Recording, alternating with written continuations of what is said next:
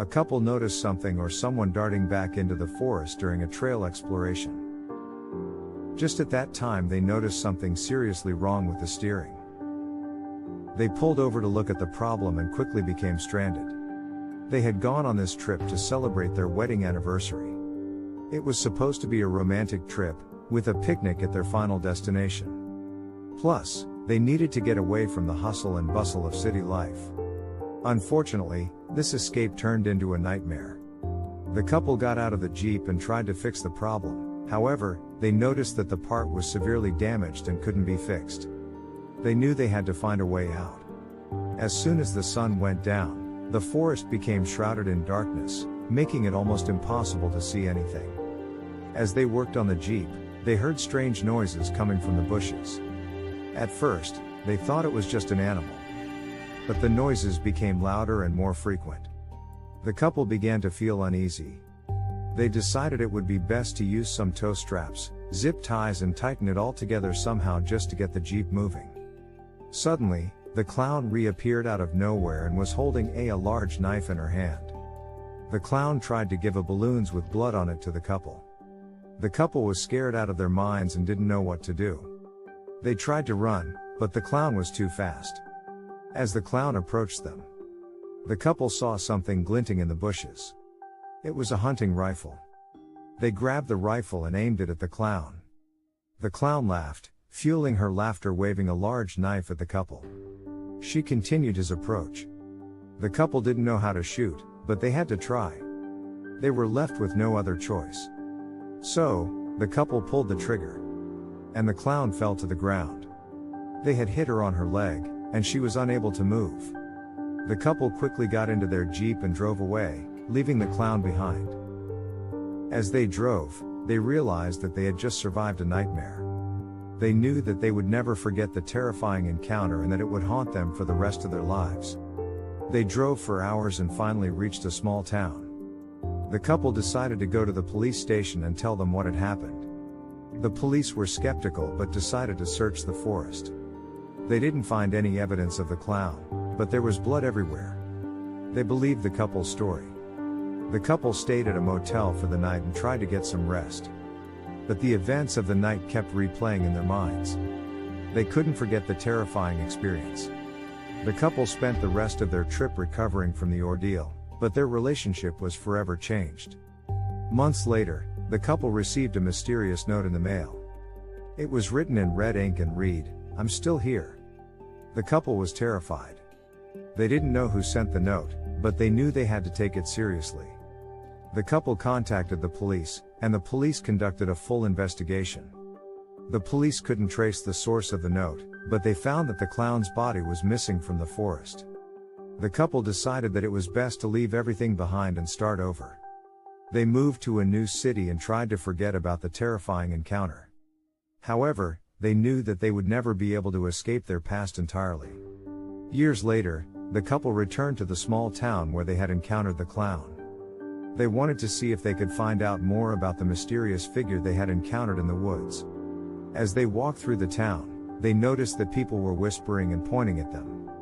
They couldn't figure out why until they heard someone say, "Hey, it's those folks from the clown incident years ago." The couple was shocked. They had no idea that their encounter had made them infamous in the town. They decided to leave immediately and never return. The couple learned that their past was not something they could easily escape. They began to appreciate the little moments in their lives and the mundane tasks that once seemed tedious.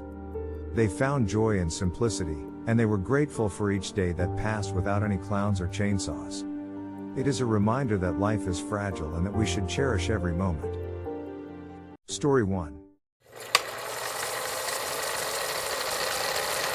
Story 2.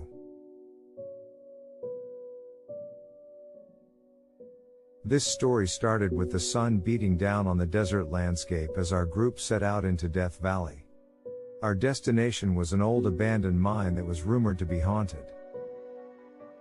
Despite the warnings from locals, we were determined to explore the mine and see if the rumors were true. As we drove deeper into the desert, the terrain became more rugged and unforgiving. The heat was unbearable, and we were all feeling the effects of it. But we pushed on, determined to reach the mine. As we approached the mine, a sense of unease washed over us. The mine was located in a remote area, and there were no signs of life around us. The only sound was the grinding of our off-road vehicles as we made our way towards the entrance. As we entered the mine, we were immediately struck by the darkness and musty smell. We had brought flashlights and headlamps, but they barely penetrated the darkness. The air was thick with dust and the sound of dripping water. As we explored deeper into the mine, we began to hear strange noises. It sounded like footsteps coming from deep within the darkness.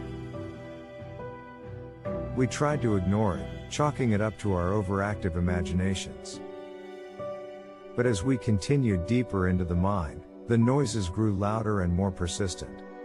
We began to hear whispers and moans coming from the walls. It was clear that we were not alone in the mine. Suddenly, one of our group members screamed.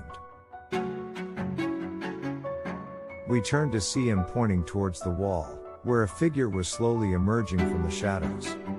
It was a woman dressed in what looked like old-fashioned wedding dress, her eyes fixed on us. We tried to speak to her, but she didn't respond. Instead, she just stared at us with a blank expression.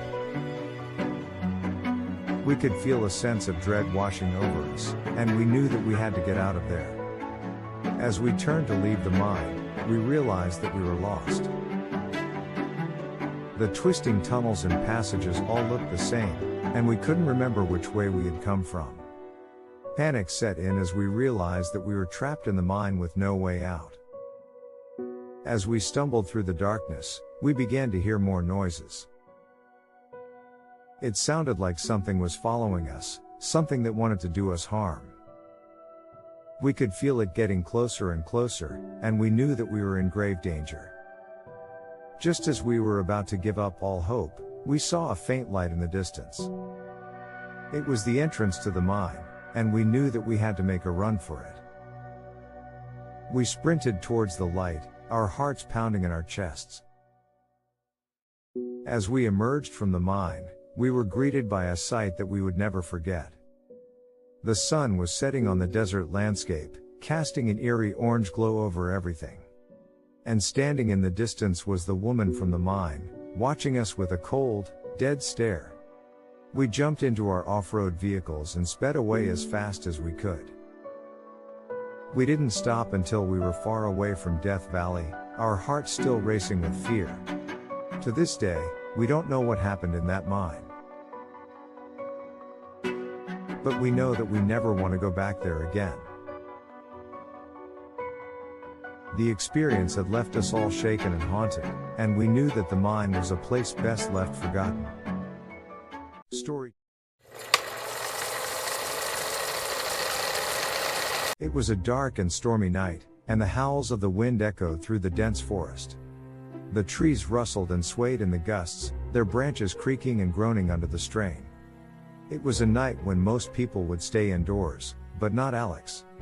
Alex had always been drawn to the woods at night. As a child, he would sneak out of his house and wander through the trees, marveling at the eerie silence and the strange shadows that danced on the forest floor. As an adult, he had continued this habit, and now he found himself wandering through the woods once again. But something was different tonight. The wind was stronger, the trees more twisted, and the shadows deeper. Alex felt a sense of unease creeping over him, but he pushed it aside. He had been in these woods hundreds of times before, and he knew every inch of the terrain. As he walked deeper into the forest, the trees grew thicker and the underbrush denser. The darkness seemed to press in on him, and he felt a chill run down his spine. He turned back, but the path behind him was gone.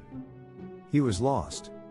Alex tried to retrace his steps, but the trees seemed to shift and move, and he found himself in a part of the forest he had never seen before. The wind howled around him, and he felt as though he was being watched. Suddenly, he heard a rustling in the bushes. He froze, his heart pounding in his chest. Out of the shadows stepped a figure. It was a tall and large figure, with large bony fingers and skulls attached to its back. Alex tried to run, but his feet seemed rooted to the spot. The figure approached him, its eyes fixed on his.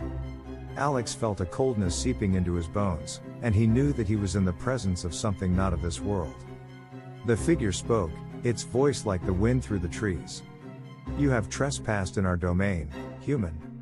You must pay the price." Alex could only watch as the figure reached out its hand, a pale, bony hand that seemed to stretch on forever. It touched his forehead, and he felt a jolt of electricity run through his body. He screamed, but the sound was swallowed by the howling wind. When he woke up, he was lying on the forest floor, surrounded by darkness. His body felt different, as though something had changed within him. He tried to stand up, but his legs wouldn't move. He looked down and saw that he was covered in moss and leaves, as though he had become a part of the forest. Alex realized that he had been transformed by the figure in the woods, and that he would never be the same again. He was now a part of the forest, and he would wander these woods forever, a ghostly presence haunting those who dared to enter. It was a hot and dusty day when Rachel and Tom set out on their journey to Barker Ranch, deep in the heart of the desert.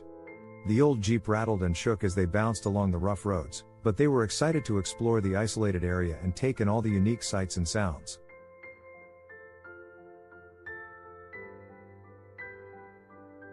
As they neared their destination, they spotted what appeared to be a deserted cabin off in the distance. They thought it would be a good place to stop and rest for a while, so they got out of the Jeep and walked over to check it out.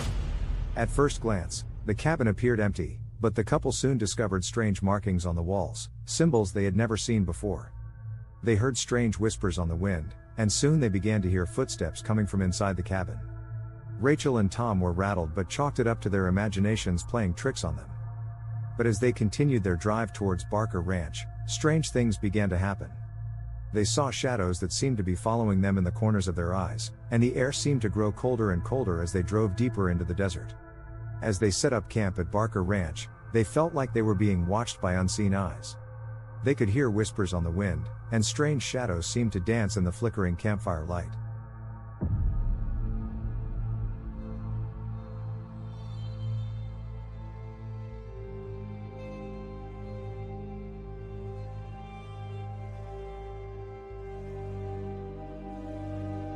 The couple tried their best to ignore the ominous atmosphere and have fun, but the harder they tried, the more terrifying the situation became.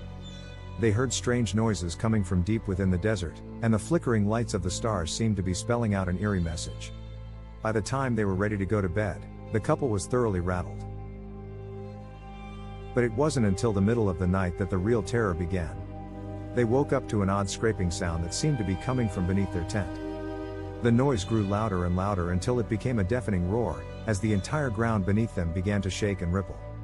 Rachel and Tom scrambled out of the tent and got into the Jeep, but the earth was opening up beneath them, and they didn't know if they would make it out alive.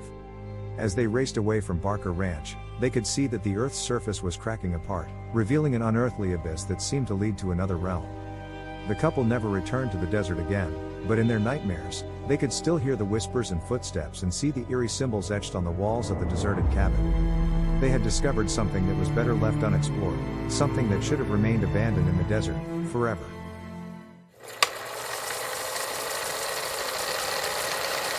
Once upon a time, there were hikers that nestled in the heart of a dense forest. The hikers were happy and excited to be surrounded by nature. However, they started experiencing strange and eerie occurrences. The more experienced hikers tried to calm the newer hikers, but the strange incidents continued. Later that night, they gathered around a campfire, discussing the strange things happening near the campsite. Some of them were scared, but they decided to investigate the woods to unravel the mystery. They soon found themselves in a clearing. In the center of the clearing stood a dilapidated old house. It was covered in vines and looked like it had been abandoned for years. The hikers were hesitant to enter the house, but their curiosity got the better of them. As they entered the house, they were hit with a pungent smell that made them gag. The floorboards creaked under their feet, and the walls were covered in cobwebs. Suddenly, they heard a noise coming from upstairs. They slowly climbed the stairs, and as they reached the top, they saw a figure standing in the shadows. The figure was tall and lanky, with long, bony fingers. Its face was covered in a black mask, and it carried a large, sharp knife. The hikers froze in fear, and the figure started to move towards them. They turned around to flee, but the doors and windows were locked. The figure caught up with them in no time, and they realized that they were trapped. The figure started to laugh a low, menacing laugh, and they knew that they were in grave danger. They tried to fight back, but the figure was too strong. One by one, the hikers fell to the figure's blade. Blood splattered on the walls and floor, and the once happy campsite was deserted. The figure disappeared into the night, and the bodies were left to rot in the abandoned house. The news of the hikers' demise spread far and wide, and people stopped venturing into the woods. The bodies were never found, and the campsite was forgotten. However, some say that on dark and stormy nights, you can still hear the hikers' screams coming from the abandoned house. And if you listen closely, you can hear the figure's low, menacing laugh echoing through the forest.